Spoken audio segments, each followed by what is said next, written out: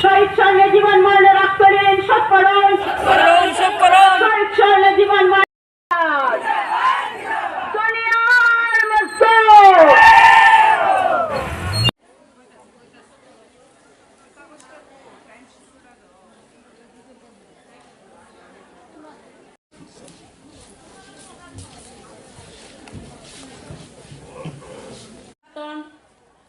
সভাপতি কমরেড হিমাংশু রায়, সিপিআইএম গোমতী জেলা কমিটির সদস্য কমরেড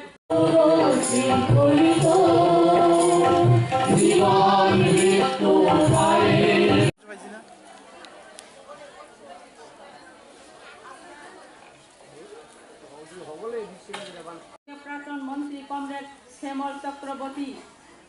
সম্মেলন স্মরণ করছে বিশিষ্ট ব্যক্তিত্ব যারা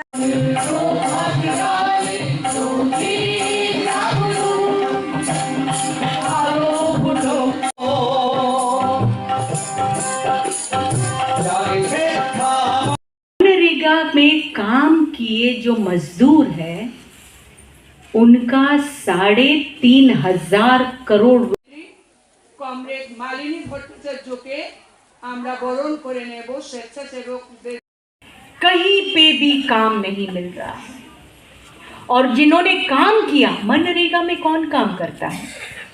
বিভিন্ন গণসংগঠনের নেতৃত্ব যারা রয়েছে তাদেরকে আমরা বরণ করে নেব।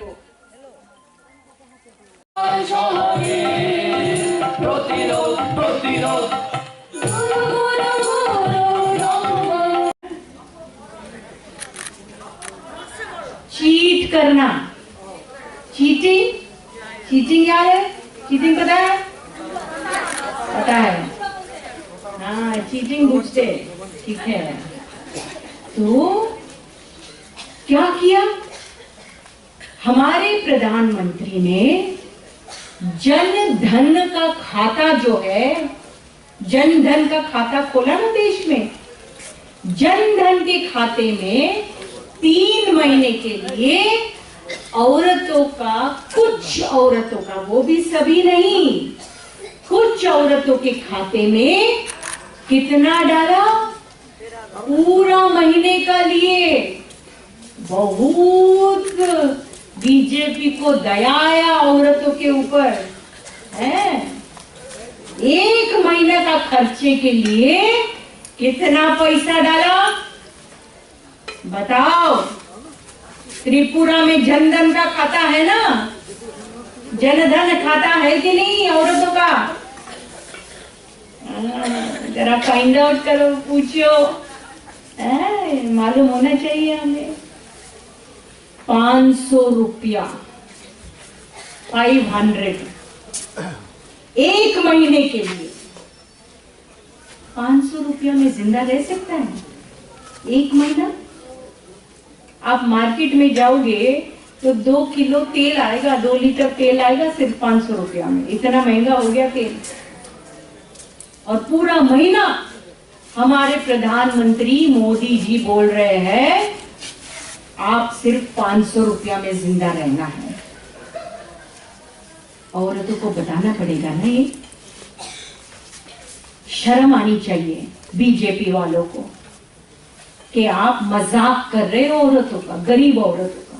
ये मजाक है, इसका अपमान है, उसकी गरीबी का मजाक कर रहे हो कि आपके 500 रुपए की नोट आपके मुंह पे मार दिया, आप जिंदा रहो इसमें।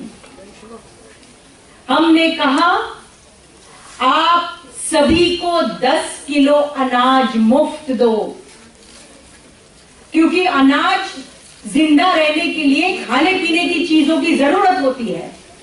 बिना अनाज का इंसान जिंदा नहीं रह सकता है। आप जानते हो आज भारत की स्थिति क्या है?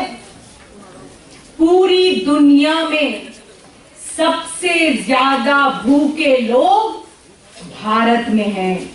और ये एडवा का रिपोर्ट नहीं है, नहीं तो प्रेस वाले बोलेंगे कि हाँ एडवा वाले तो ऐसे ही बोलते हैं।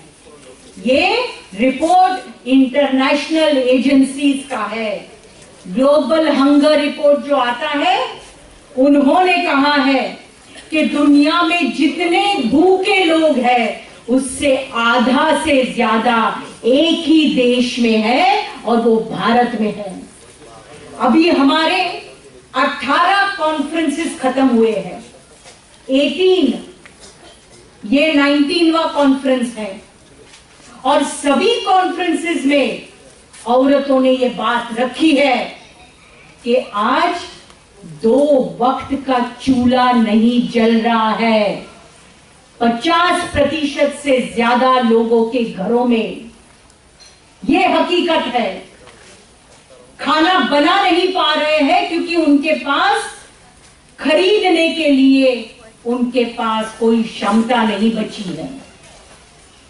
और क्या कर रहे बीजेपी सरकार? मैं जब बीजेपी बोलती हूं ना, तो हम लोग तो पूरे देश में सिर्फ बीजेपी नहीं कहते, बीजेपी आरएसएस की सरकार, क्योंकि आरएसएस चलाती है बीजेपी को। तो ये बीजेपी आरएसएस की सरकार अनाज जो है लोगों तक देने के बजाय क्या कर रही है? अनाज को इथेनॉल तैयार करने के लिए डाइवर्ट कर रही है। इथेनॉल जो होता है वो पेट्रोल की क्षमता बढ़ाने के लिए इस्तेमाल होता है। मतलब इससे ज्यादा बेरहम सरकार कौन हो सकती है कि लोग भूख से मर रहे हैं, उनको अनाज न देते हुए उनका मुंह से निवाला छीनने का काम ये बीजेपी आरएसएस करके वही अनाज, चावल, गेहूं वो डाइवर्ट कर रही है दूसरे जगह पर। गुस्सा आना चाहिए ना। और बहुत ही बढ़िया चीज करी हमने। 15 अगस्त को आजादी का दिन मनाया। आजादी का दिन है ना, भारत आजाद हुआ ना 15 अगस्त को। कितने साल पहले? कितना साल हुआ हमारी आजादी को? 75 इयर्स, है ना। मतलब हम सब जो यहाँ बैठे हैं ज्यादातर आजाद भारत में पैदा हुए हैं, है ना। 75 इयर्स अनाज पे, खाने पीने की वस्तुओं पे टैक्स नहीं था। और 75 साल हम जब मनाने जा रहे हैं तो उसके पहले 15 अगस्त के कुछ दिन पहले, 10-15 दिन पहले हमारे प्रधानमंत्री ने 5% जीएसटी अनाज पे लगा दिया। इसका मतलब क्या होगा? इसका मतलब होगा अनाज और महंगा बनेगा। मतलब ऑलरेडी लोग भूख से मर रहे हैं तो और ज्यादा लोग भूख से मरेंगे। अभी 50% मर रहे हैं तो अभी 80% मरेंगे। ये है आज स्थिति। और अनाज पे 5% जीएसटी, जीएसटी मतलब टैक्स। लेकिन उसमें है क्या चीज ये पता है? उसमें औरतों के बारे में, दलितों के बारे में, गरीबों के बारे में बहुत ही खराब चीज लिखा है और इंसानियत के खिलाफ लिखा है। दलित का बच्चा अगर पढ़ेगा उसकी जुबान काट लो लिखा है। अगर किसी औरत ने अपना हक मांगा तो उसके घर से निकाल दो लिखा है। अगर पति ने पीटा, पीटा समझते हो, मारा, पति दारू पिया, कुछ कमाता नहीं, फिर भी चुपचाप उसकी सेवा करना। अगर नहीं किया तो पति को हक पहुंचता है ऐसी बीवी को फेंक देने के लिए। ये सही है? ये सही है? बताइए आप मुझे। तो औरतों को बोलना पड़ेगा ना। ये आरएसएस वाले गांव गांव में, बस्ती बस्ती में औरतों के बीच जाकर ये प्रचार कर रहे हैं। मुझे पता नहीं, आपके डिस्कशन में हम सुनेंगे क्या हो रहा है त्रिपुरा में। सब जगह पे हो रहा है ये, और इसीलिए औरतों के ऊपर हिंसा बढ़ रही है। आए दिन हिंसा हो रही है। आपके वहां पर अभी एक घटना घटी है, वो कुमार घाट में ना, क्या कुमार घाट में 15 साल की बच्ची के ऊपर सामूहिक बलात्कार हुआ। और कौन है उसमें फंसा हुआ? बीजेपी मंत्री का बेटा। और सिर्फ त्रिपुरा में नहीं हो रहा है साथियों, ये अभी उत्तराखंड में अंकिता का जो हुआ गैंगरेप और मर्डर, अंकिता नाम की 22 साल की लड़की, 22 साल की, उसका शव मिला नदी के अंदर। कैसे हुआ? कौन है उसमें? बीजेपी की नेता का बेटा।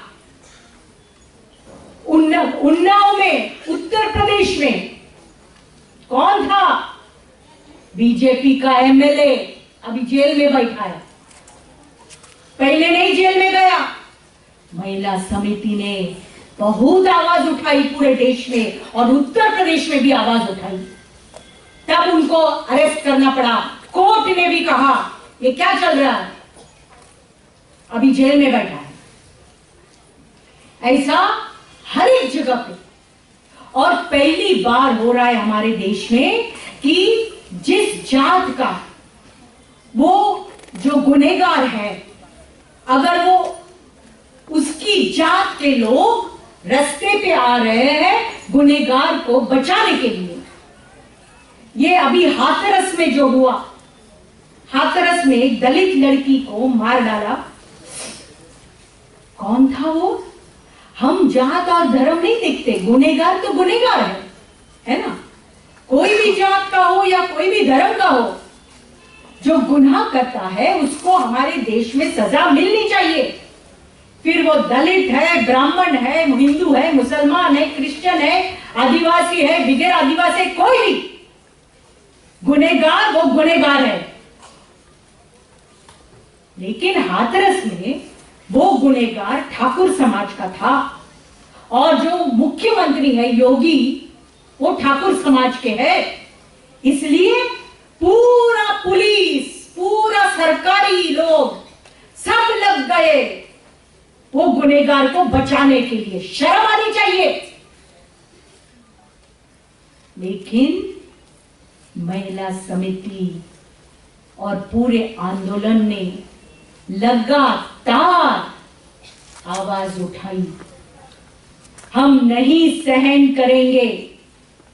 सिर्फ कुमार घाट में नहीं हुआ है,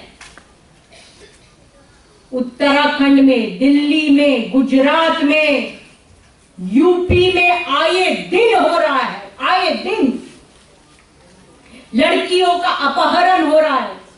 स्कूल में जा रही बच्ची, कॉलेज में जा रही बच्ची कुछ बीजेपी के गुंडों को दिख गई, रिक्शा में जबरदस्ती डाल के उठा लिया, खेत में जाके बलात्कार किया और मार डाला। आए दिन हो रहा है। तो ऐसा मत समझो साथियों कि सिर्फ त्रिपुरा में ये हो रहा है, लेकिन उत्तर प्रदेश में भी हमारी महिला समिति, जैसे त्रिपुरा में आप संघर्ष कर रहे हो, वैसे वहां पे भी महिला समिति लगातार संघर्ष में है।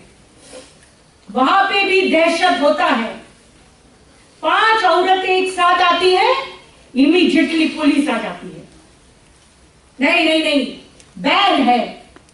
वो क्या बोलते हैं उसको, वो कौन सा बैन होता है, वो जो जमाबंदी होता है ना, जमाबंदी। यहाँ पे तो हर बार होता है। हर बार मुझे फोन आता है।